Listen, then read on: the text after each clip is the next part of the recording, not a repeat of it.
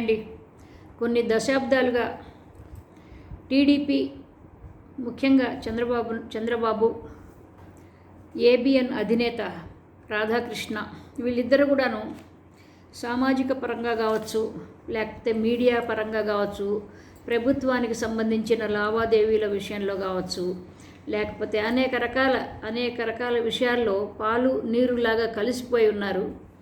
చాలాసార్లు తెలుగుదేశం ఎంత కష్టాల్లో ఉన్నా దాన్ని తను కొమ్ము కాస్తూ జాగ్రత్తగా కాపాడుతూ వచ్చింది.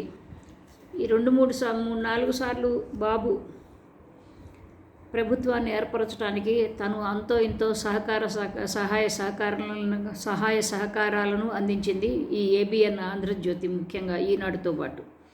అయితే ఇప్పుడు ఈ మధ్య ఏబిఎన్ ఆంధ్రజ్యోతి ఛానల్ మీడియాలో ఒక రకమైన బొంగురు గొంతు వినిపిస్తున్నది. బాబు విషయంలో కావచ్చు, లేకపోతే ప్రభుత్వం విషయం, ఇప్పుడు కూటమి ప్రభుత్వంలో కావచ్చు, లేకపోతే టీడీపీ విషయంలో కావచ్చు, అన్నీ కూడాను అపస్వరాలు. బాబు ప్రభుత్వానికి, సర్కారుకి వ్యతిరేకంగా అనేక రకాలైన వార్తలు ఆయన ఛానల్లో, రాధాకృష్ణ ఛానల్లో పనిగట్టుకుని వేస్తున్నారేమో అనిపిస్తుంది అనమాట. అయితే ఇప్పుడు రీసెంట్గా ఇది అంతటికీ కారణం ఏంటంటే, వాళ్ళు కరెక్టే మరి ఏంటంటే అధికారులు, ఐఏఎస్ బ్యూరోక్రాట్స్ ఎవరైతే ఉన్నారో వాళ్ళకి ఎవరెవరిని ఎక్కడెక్కడ ఏ పదవుల్లో పెట్టాలి అని ఈ సదరు మీడియా అధినేత అనుకుంటే దానిని పక్కన పెట్టేసేసి ఈ కూటమికి చెందిన ప్రభుత్వం కావచ్చు, లేకపోతే ముఖ్యంగా చంద్రబాబు నాయుడు గారు కావచ్చు, వాళ్ళ ఇష్టానికి ఏవో చేసుకుపోతున్నట్టుగాను. కాబట్టి ఏంటంటే ఆయన ఆ మీడియా అధినేత చెప్పిన విషయాలు పక్కన పెట్టేసేసి ఆయన్ని పట్టించుకోకుండా ఉండేసరికి ఇట్లాంటి ఆయన ఏదో చాలా అలిగినట్టు, లేకపోతే ఇట్లా అలిగినట్టు కాకపోయినా ఇదేదో, ఎందుకంటే చాలా కాలంగా వీళ్ళు కలిసి ఉన్నారు కాబట్టి ఒకళ్ళ రహస్యాలు ఒకళ్ళకి, రాజకీయాలంటే రహస్యాలు ఉంటాయి, ప్రతి వాళ్ళకి ఉంటాయి రహస్యాలు, వాళ్ళ మధ్యలో ఉంటూ ఉంటాయి. కాబట్టి ఏంటంటే ఒకళ్ళ మీద ఒకళ్ళకి ఇన్సెక్యూరిటీస్ ఉంటాయి, ఏమాత్రం అయినాను ఇన్సెక్యూరిటీస్ ఉంటాయి. ఎక్కడ నా పేరు పెడతాడో అవతల మనిషి, లేకపోతే ఎక్కడ నా విషయాలు గుట్టురట్టు చేస్తాడో అని. అందులో రాధాకృష్ణ మామూలు నడిపే పేపర్ కావచ్చు, లేకపోతే ఆ ఛానల్ కావచ్చు, మామూలు కాదు.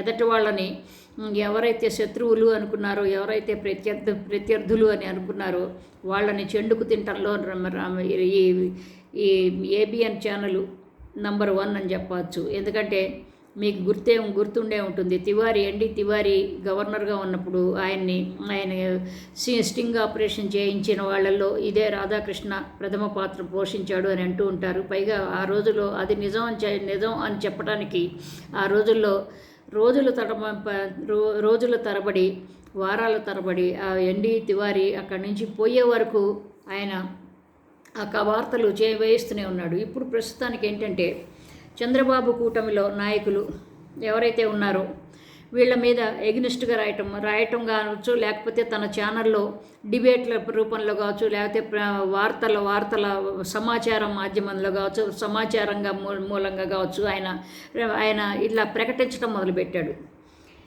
నరసరావుపేట నియోజకవర్గంలో టీడీపీ జనసేన నేతలు 4 బార్ల యజమానులను బెదిరిస్తున్నారని, ఆ బార్లను వాళ్ళకి అప్పగించాలని వాళ్ళు చాలా ఎక్కువ ఒత్తిడి తెస్తున్నారని ఏబిఎన్ ఛానల్ వార్తల్లో చెప్పింది ఈ మధ్య. తర్వాత అనకాపల్లి నియోజకవర్గంలో జనసేన ఎమ్మెల్యేకి చెందిన అనుచరులు వాళ్ళు ఏంటంటే ఒక ఫార్మా కంపెనీని ఒత్తిడి తెస్తున్నారట, కప్పం కట్టాలి, ఖచ్చితంగా మాకు కప్పం కట్టేయాలి అని. అయితే ఇది కూడాను ఏదో ఒక నరం మీద పుండులాగా అయిపోయింది చంద్రబాబు నాయుడు గారి కూటమికి కావచ్చు, లేకపోతే అక్కడ ఉన్న. ఎందుకంటే దానిలో చాలా ఈక్వేషన్స్ ఉంటాయి. జనసేన కావచ్చు, లేకపోతే టీడీపీ కావచ్చు, బీజేపీ కావచ్చు, వీళ్ళకి సంబంధించిన చాలామందికి వాళ్ళ ఆబ్లిగేషన్స్ ఉంటాయి. వాళ్ళకి ఎక్కడెక్కడ ఎవరెవరికి సర్దుబాట్లు చేయాలి, వాళ్ళకి సంబంధించిన నాయకులు కావచ్చు, అధికారులు కావచ్చు, ఎవరెవరికి సర్దుబాటు చేయాలో వాళ్ళ తల ముక్కలైపోతూ ఉంటుంది. ఏదో సరే ఏదో లావాదేవీలు ఉండొచ్చు, ఏదో ఆర్థిక పరంగా ఉండొచ్చు, ఏదన్నా మీడియాకి చెందినది మీడియాకి ఈ ప్రభుత్వానికి. కానీ ప్రభుత్వంలో కలగజేసుకోవటం అనేది ప్రభుత్వంలో లేదు, మాకు కూడా మేము చెప్పినట్టు వినాలి అన్నప్పుడు ఏంటంటే ఆ ప్రభుత్వ అధినేతలకి కొంచెం ఇబ్బంది కలుగుతూ ఉంటుంది. అది ఆ ఇబ్బంది కలిగినప్పుడు ఇదిగో ఇట్లాంటి రాతలు మొదలు పెడతాం. మరి ఇవాళ మొదలుపెట్టిన ఈ రాతలు ఎంతకాలం సాగుతాయో ఎట్లాగో ఏంటో మరి మనకి రాబోయే కాలంలో తెలుస్తుంది. తర్వాత రాయలసీమలో కడప జిల్లాలోని అధికార పార్టీ నేతలు భూ కబ్జాలకు పాల్పడుతున్నారట. రాష్ట్రానికి పెట్టుబడులను ఆకర్షించే పనిలో సీఎం చంద్రబాబు నాయుడు ఉండగా కూటమి నేతలు మాత్రము అక్రమాలకు పాల్పడుతున్నారు అని ఏబిఎన్ ఛానల్లో చెప్తారు. సానా సతీష్ తూర్పుగోదావరి జిల్లాలో ఏళ్లుగా గ్రానైట్ వ్యాపారం చేసుకుంటున్న వారిని తరిమి కొట్టారట. వాటిని సతీష్ చెరబట్టారట, ఆ గ్రానైట్ వ్యాపారాన్ని. అయితే వ్యాపారాన్ని కావచ్చు, వ్యాపారస్తులు కావచ్చు. తర్వాత నెల్లూరు జిల్లాలో ప్రైవేటు భూముల్లో సిలికా లభిస్తుంది. భూముల యజమానులు వాటిని లీజుకు ఇస్తూ ఆదాయం పొందేవారు. కానీ ఇప్పుడు అధికార కూటమి నేతలు సిలికా వ్యాపారులను తరిమేసి వాటిని కబ్జా చేశారట.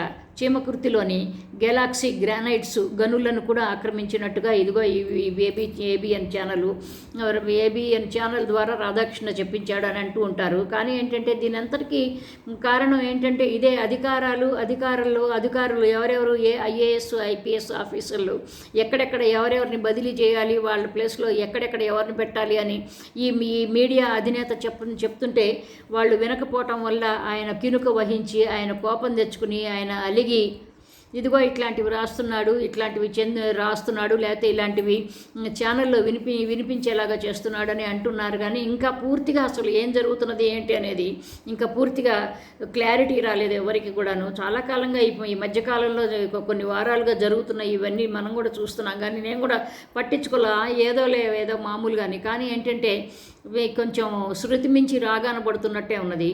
కాబట్టి ఏంటంటే ఈ రాధాకృష్ణ వ్యవహారం కావచ్చు, లేకపోతే ఏబిఎన్ ఆంధ్రజ్యోతి వ్యవహారం కావచ్చు, ఏదైనా కావచ్చు, ఇది టీడీపీ కూటమికి కావచ్చు, లేకపోతే చంద్రబాబు అండుకోకి కావచ్చు, నరం మీద పుండులాగా సలపటం మొదలుపెట్టిందనమాట.